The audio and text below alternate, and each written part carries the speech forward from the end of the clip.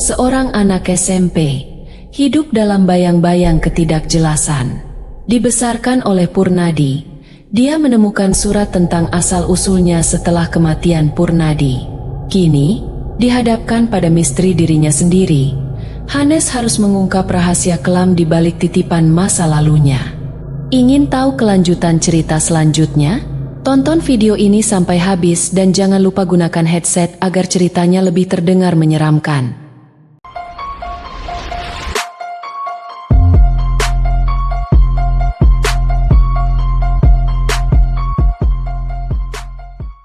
The Third Eyes, sebuah rahasia di balik Kimation. Awal kisah, aku adalah Hannes, seorang anak SMP berusia 15 tahun yang hidup dalam bayang-bayang ketidakjelasan identitas. Terlahir tanpa mengetahui siapa sebenarnya kedua orang tuaku. Aku dibesarkan oleh seorang tua bernama Purnadi. Menurut cerita orang tua angkatku, aku ditemukan di depan rumah mereka pada malam Jumat Kliwon, tergeletak di bawah rintik air hujan. Hanya ada secari kertas yang berisikan pesan untuk Purnadi, meminta dia merawat dan memberi nama padaku, Hannes. Bersama dengan pesan itu, ada juga sejumlah uang dan perhiasan emas yang menyertai bayi yang aku adalah saat itu. Hari ini hujan turun dengan derasnya, mengingatkanku pada malam aku ditemukan. Purnadi, seorang kakek tua yang dulunya seorang pensiunan tentara, duduk di teras depan rumahnya, menikmati kopi hitam dan rokok nifahnya. Meski sudah tua dan sakit-sakitan, dia telah membesarkanku dengan penuh kasih sayang dan tekad. Namun, semua berubah ketika usiaku menginjak 15 tahun, saat Purnadi meninggal dunia karena penyakitnya yang kronis. Kehilangan orang yang telah menganggapku sebagai cucunya sendiri membuatku terpuruk dalam kegelapan pikiran. Namun, kegelapan itu tidak hanya datang dari duka atas kepergian Purnadi. Aku mulai menyadari bahwa selama ini, aku tidak tahu siapa sebenarnya aku. Masa laluku terasa seperti teka-teki yang tak pernah kunjung terpecahkan. Dalam keputusasaanku, aku menemukan sebuah surat dari Purnadi yang mengungkapkan kebenaran yang memilukan, bahwa aku bukanlah cucu darahnya, melainkan anak yang dititipkan padanya oleh orang tua kandungku, bersama dengan sejumlah uang dan perhiasan untuk kehidupanku di masa depan. Air mata mengalir tak terbendung dari mataku saat aku memahami makna sebenarnya dari titipan itu. Purnadi adalah satu-satunya keluarga yang aku kenal, satu-satunya orang yang pernah ada untukku. Rasa dikhianati dan ditinggalkan kembali menyelimuti diriku, menyatu dengan hujan yang tak kunjung reda di luar sana. Kehidupan terus berlanjut dengan penuh kepahitan. 3 bulan berlalu sejak kehilangan Purnadi, dan aku masih mencoba mengerti segala sesuatu yang terjadi. Setiap malam hujan turun dengan derasnya, mengingatkanku pada malam ketika aku pertama kali ditemukan. Pada suatu malam gelap itu, di tengah keheningan rumah tanpa kehadiran Purnadi, ketakutan dan rasa terpurukku mencapai puncaknya. Petir menyambar dan langit menggelap. Tanpa aliran listrik, rumah terasa semakin sunyi dan menakutkan. Aku merasa terjebak dalam kehampaan yang menyelimuti setiap sudut rumah. Pikiran kotor mulai memenuhi benakku, memikatku dengan gagasan untuk mengakhiri hidup ini, seolah-olah dunia ini tidak menginginkanku hidup bahagia sejak awal. Aku merangkak menuju dapur dalam kegelapan, mencari pisau sebagai teman perpisahan dengan hidup yang penuh dengan pertanyaan tanpa jawaban. Purnadi tidak lagi ada untuk memberiku jawaban, dan aku merasa hampa dalam kehidupan yang dipenuhi dengan misteri dan pengkhianatan. Namun, ketika aku hampir mencapai pisau, sebuah kehadiran misterius mulai terasa di sekitarku. Suara-suara halus dan bayangan-bayangan yang tidak jelas mulai memenuhi ruangan. Aku merasa seperti ada yang mengawasiku, seperti ada yang ingin memberitahuku sesuatu yang penting. Tiba-tiba, dalam kegelapan yang meliputi hatiku, terdengar suara halus di telingaku. Haynes Karaila Kebenaran, jangan biarkan dirimu terjebak dalam bayang-bayang masa lalu yang suram. Suara itu membangkitkan keberanianku untuk menghadapi kenyataan yang sulit. Aku tahu sekarang bahwa aku harus menemukan kebenaran yang selama ini tersembunyi. Kebenaran tentang siapa sebenarnya aku, dan mengapa aku diberikan kepada Purnadi. Kini, misi hidupku bukan lagi tentang mengakhiri segalanya, melainkan mengungkap rahasia yang telah lama terkubur dalam kegelapan. Dengan hati yang penuh tekad, aku menaruh pisau itu kembali ke tempatnya. Aku berjanji pada diriku sendiri untuk mencari jawaban, tidak peduli seberapa menakutkan atau menyakitkan kebenaran itu. Kisahku belum selesai. Dalam gelap dan hujan yang terus turun, aku bersiap untuk menapaki perjalanan menuju kebenaran yang telah lama terpendam. Petualangan untuk menemukan makna hidupku yang sebenarnya, yang selama ini tersembunyi di balik rahasia kegelapan dan kehampaan. Hujan deras masih memburamkan pandangan Hannes melalui jendela kamarnya. Setiap tetes air yang turun dari langit-langit rumahnya seperti menyampaikan pesan terakhir dari alam semesta. Sudah berhari-hari dia merenungi pilihan yang menakutkan, bunuh diri. Pikiran itu terus menghantuinya, terutama sejak kepergian kakek tercinta yang meninggalkan rasa kekosongan dalam hidupnya. Haruskah aku menyusul kakek yang sudah pergi terlebih dahulu ke alam sana? Gumam Hannes sambil menatap kosong ke arah luar. Dia mengelus pelan medali kehormatan yang ditinggalkan kakeknya, sebuah warisan yang membuatnya merasa terhubung dengan masa lalu keluarganya. Tiba-tiba, suara petir menggelegar, membuyarkan keheningan yang menyelimuti ruangannya. Hannes, dengan mata yang sembab karena air mata yang belum kering, meraih pisau besar yang biasanya digunakan untuk memotong daging. Pikirannya terburu-buru, tanpa mempertimbangkan lagi. Dia menggenggam pisau itu dengan erat dan mengarahkannya ke lehernya sendiri. Namun, kejadian aneh terjadi. Saat pisau hampir menyentuh lehernya, tangan Hannes seolah-olah berhenti bergerak, seolah-olah ada kekuatan yang mengendalikan gerakan itu. Dia tidak bisa menggerakkan tangannya untuk sementara waktu, seolah-olah ada entitas tak terlihat yang menahannya. Dalam kebingungannya, tiba-tiba tangan Hannes bergerak sendiri. Pisau besar itu dilemparkan ke arah jendela dengan keras, menghantam kaca dengan suara keras yang menggema di dalam ruangan. Perang! Suara pecahan kaca menambah kekacauan di dalam kepalanya. Hannes menatap kedua tangannya dengan takjub dan ketakutan. Apa yang terjadi padaku? Mengapa aku tidak bisa melakukan ini? Gumamnya pada dirinya sendiri, mencoba mencari jawaban di tengah-tengah kekacauan emosionalnya. Namun, sebelum dia bisa merenung lebih dalam, keinginannya untuk mengakhiri hidup kembali menyeruak. Kali ini, dia meraih tali tambang yang dia temukan di gudang rumahnya. Dengan hati yang berat, dia mengikatkan tali itu di atas plafon dengan bantuan meja dan kursi yang ia tumpuk. Pisau mungkin tidak berhasil, pikir Hannes, tapi mungkin dengan tali ini, dia bisa mengakhiri semuanya. Ketika dia mengikatkan tali itu di lehernya, keanehan kembali terjadi. Begitu dia melepaskan pijakannya dari kursi, tubuhnya tiba-tiba melayang di udara. Kursi yang didudukinya jatuh ke lantai dengan hentakan keras. Tapi anehnya, Hannes tidak merasakan sesak di lehernya seperti yang dia bayangkan. Apa ini mimpi? Gumamnya dengan kebingungan yang semakin memuncak. Dia mencoba memukul wajahnya sendiri untuk meyakinkan dirinya bahwa ini bukan mimpi. Tapi rasa sakit yang terasa jelas membuatnya mengerti bahwa ini adalah kenyataan yang aneh. Bruk! Arg sakit. Ini tidak mungkin. Serunya sambil menahan rasa sakit yang tak tertahankan. Suara hujan dan guntur yang masih bergemuruh di luar memberinya sedikit kenyamanan, menyembunyikan kegilaannya dari pendengar luar. Sambil masih berusaha mencerna apa yang terjadi, tiba-tiba tali tambang itu sendiri mulai melonggar. Tubuh Hannes terjatuh dengan keras ke lantai, mematahkan keheningan yang mengepungnya.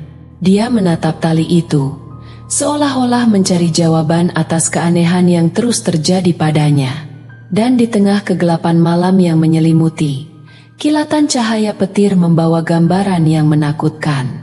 Di hadapannya, samar-samar terlihat seorang wanita dengan pakaian hitam, melayang di tengah udara. Sosok itu perlahan mendekati Hannes dengan senyuman yang penuh arti, seperti memiliki pesan yang penting untuk disampaikan. Hannes, yang masih dalam kebingungannya, merasa takut namun penasaran. Siapa kamu? Pergi! Mengapa kau menghantui aku? Teriaknya. Jarinya gemetar menunjuk ke arah sosok pucat yang melayang di depannya. Wanita itu mendekatinya dengan lembut, lalu berkata dengan suara yang menenangkan namun penuh makna, "Kematian tidak akan pernah menyelesaikan masalahmu. Aku sudah merasakan penyesalan itu sendiri setelah tragedi bunuh diri. Hidupmu masih panjang. Nah, hiduplah dan raihlah mimpimu." Hannes terpaku, tidak tahu apa yang harus dikatakan. Di hadapannya, seorang hantu wanita dengan wajah pucat dan matanya yang merah menyala. Dia takut namun merasa didorong untuk memahami makna dari pertemuan ini.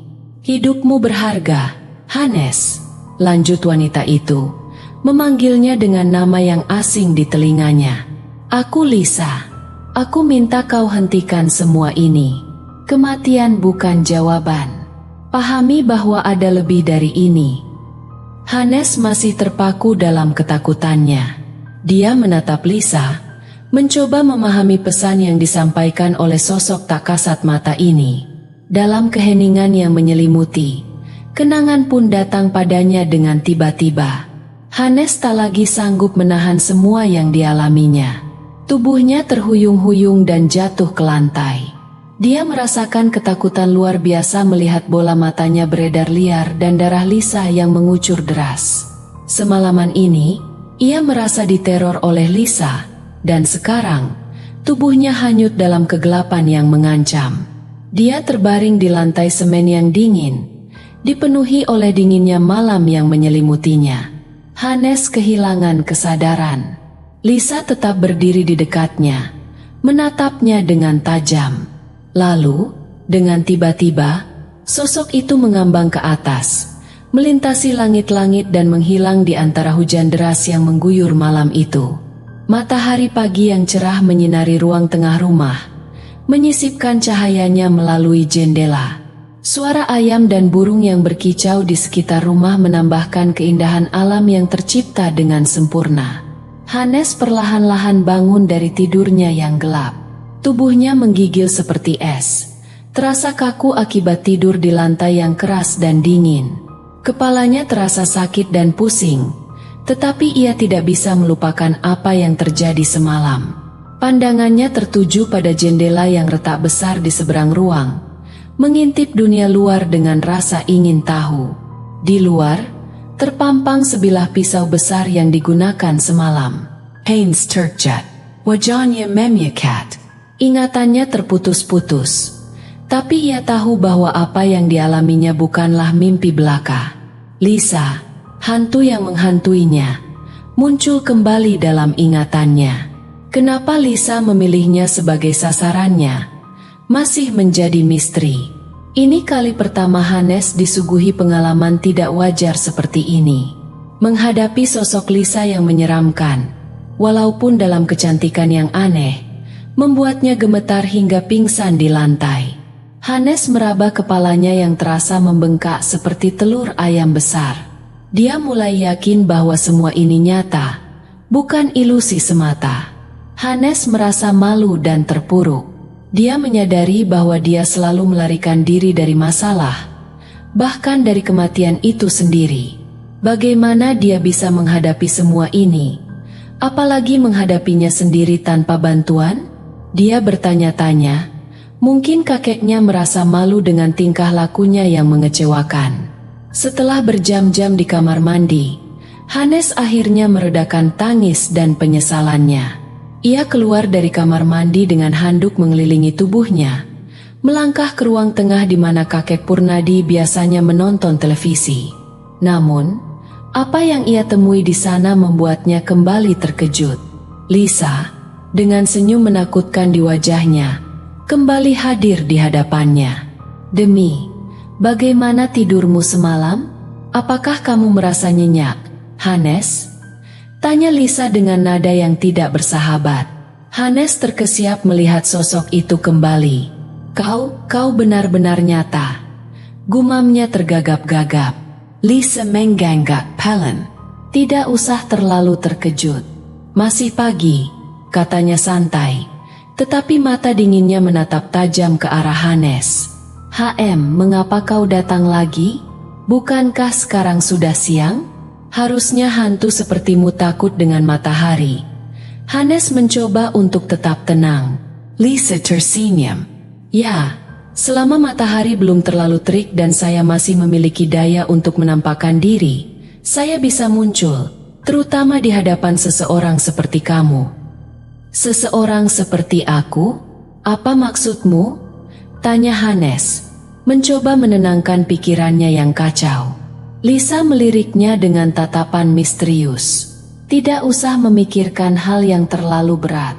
Saya khawatir kamu bisa terganggu lagi. Bukankah semalam kamu mencoba bunuh diri?" ejek Lisa dengan nada yang menyeramkan. Hannes menanggapi dengan sinis.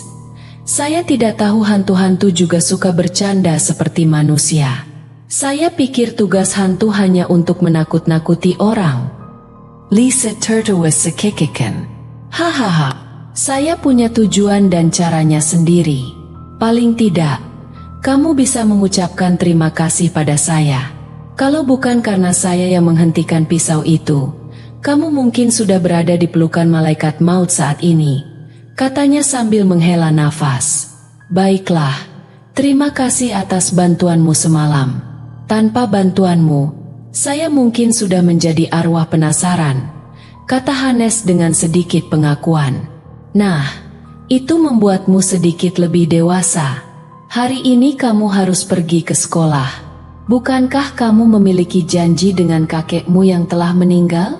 Kamu tidak akan melanggar janji yang telah kamu buat dengan kakekmu, kan?"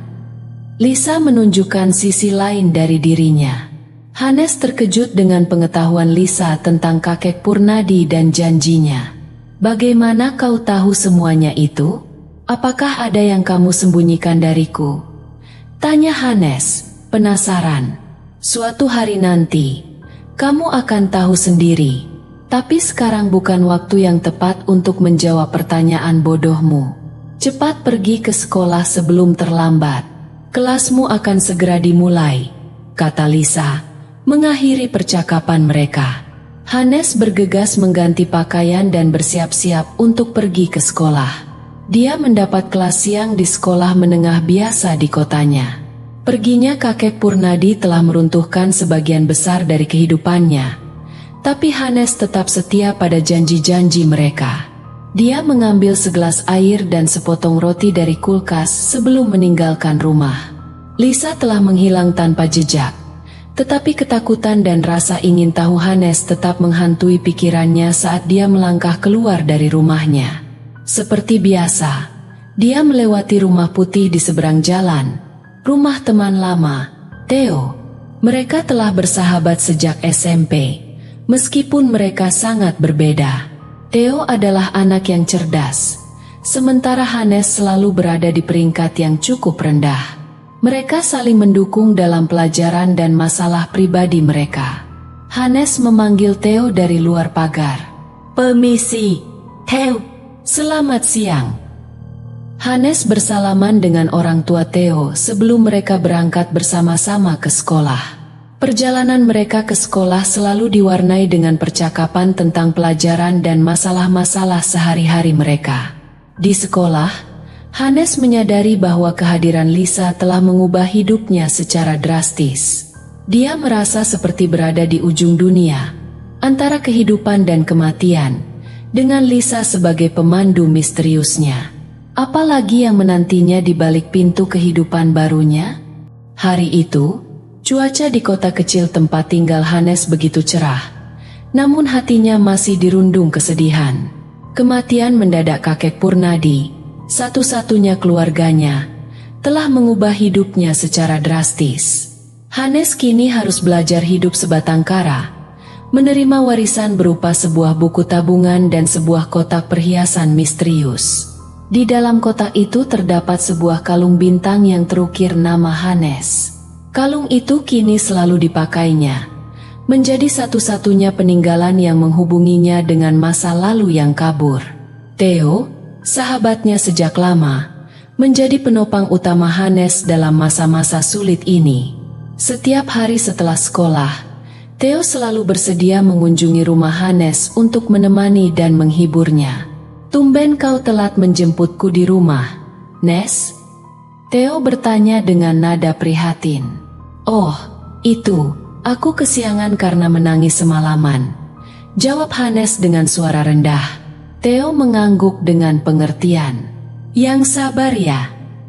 Aku akan sering bermain ke rumahmu nanti setelah pulang sekolah."